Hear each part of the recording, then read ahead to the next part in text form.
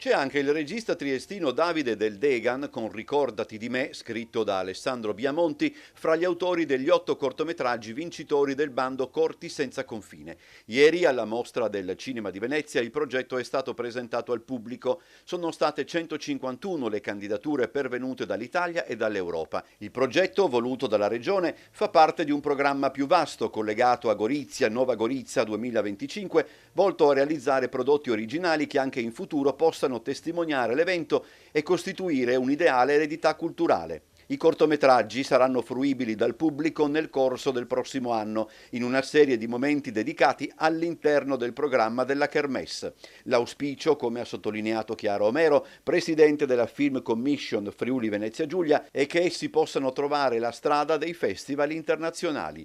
Ciascuno degli 8 progetti selezionati ha ricevuto un contributo massimo di 100.000 euro. La commissione che ha valutato i progetti pervenuti è stata presieduta da Gabriele Salvatores. I cortometraggi premiati sono di fatto opere uniche ed originali, capaci di raccontare attraverso linguaggi e stili differenti fra loro una storia legata al concetto di assenza di confine.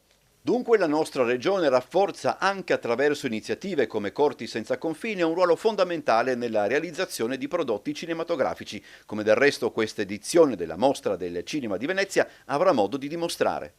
4 produzioni importanti, le produzioni di Corti senza confine. Abbiamo avuto la possibilità di promuoverci in maniera importantissima. Il pubblico, il grande pubblico, avrà la possibilità di conoscere tantissime località della nostra regione, piccole chicche ma uniche davvero sul panorama nazionale e, con un pizzico d'orgoglio dico, anche internazionale. Quindi insomma un plauso alla Film Commission per il gran lavoro che ha fatto, un plauso ai registi, agli autori, alle maestranze che hanno lavorato per la riuscita di queste produzioni.